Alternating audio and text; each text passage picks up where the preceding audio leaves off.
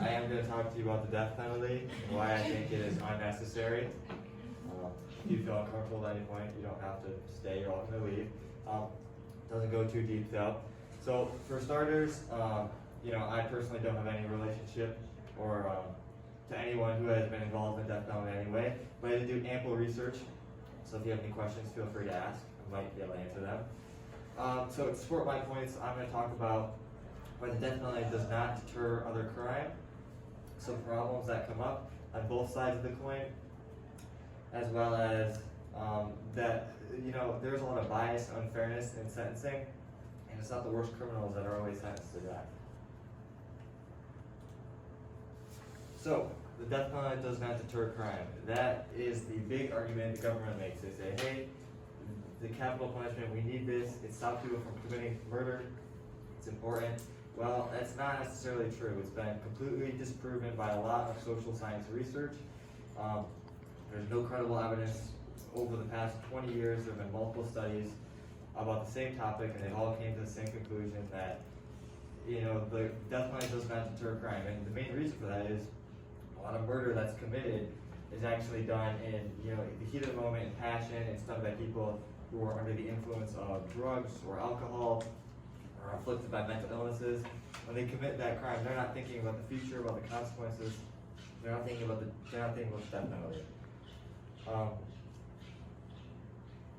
So actually, another thing is I did see a really good article, and it was it was a lot of day, 1995, but this study had a lot of police chiefs all come together, and they ranked what they thought would be an effective way to deal with crime, and a lot of them said things like, we want to tighten drug policy, we want to lengthen sentences.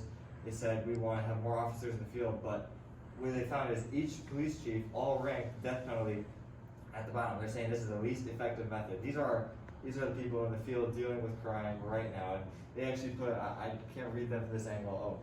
So I'm not convinced that capital punishment and of itself is a deterrent to crime, because most people do not think about the death penalty before they commit a violent or capital crime.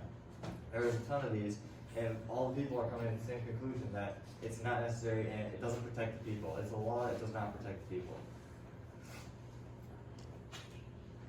So, moving on, there are a lot of problems with the capital punishment, one being death row syndrome or death row phenomenon, which actually affects the inmates in prison, because a lot of inmates sentenced to the execution have to wait on average 12 years between sentencing and the execution. Some actually wait up to 30 years.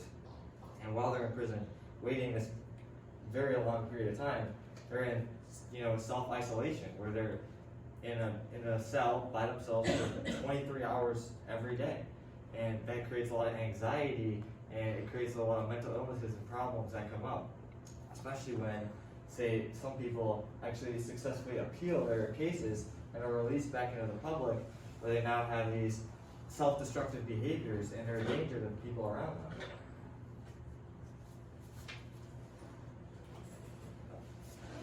So another issue, which is a lot smaller, but it's still apparent, is how executions actually affect the witnesses. So there's a lot, sometimes there'll be witnesses to these executions, and they all say, this is disgusting, it's horrifying. And that's, a very small percentage of people. But there are actually employees who are considered witnesses. And they're not psychopaths for choosing that job, they're just trying to do their job. Yet having to deal with this, it's stressful, and it's what they actually have to see. It causes something like post-traumatic stress. And so to counteract that, what they do is they go into drugs, and they go into alcohol, and most of their nights that aren't sleepless are plagued with nightmares. And it negatively impacts those who actually have to witness these executions. As well as, it's a big waste of money and resources to fund capital punishment. So basically it squanders a lot of time and energy, because these inmates have to go through court, they have to deal with prosecuting attorneys, they have to deal with juries and enforcement personnel, so it wastes a lot of time. But then if you look at more of the funds, a lot of that money that they spend could actually be instead used to prevent or solve crime, or what they could do is they could, educate more people and create more jobs, because something really cool here, according to Amnesty International, the price per case for capital punishment is $1.26 million. It costs about half of that to put someone in prison for life. So it costs twice as much as it does to put someone in prison for life just to kill them. And that's really depressing. So, thirdly, there is a ton of bias and unfairness in the death or the capital punishment selection process, because what they found is 75% of execution cases involve the murder of a white victim.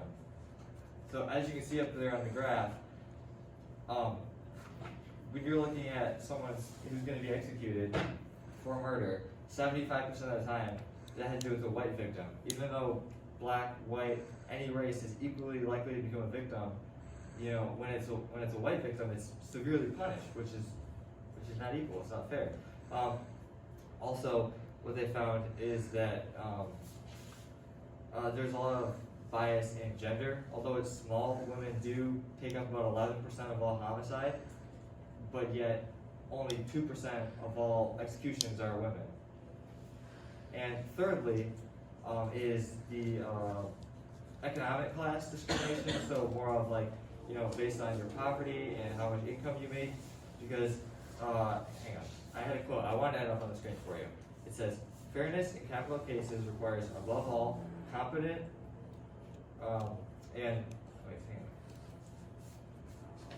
sorry, I can't read my own handwriting. Competent counsel, and for the defendant, yet approximately 90% of those on death row could not afford to hire a lawyer when they were tried." So, I mean, that's really bad. They're basically saying that there's big discrimination in the fact that a lot of those death row inmates, they can't afford to get those resources, and they don't have those connections when they're being sentenced on trial or they're trying to appeal.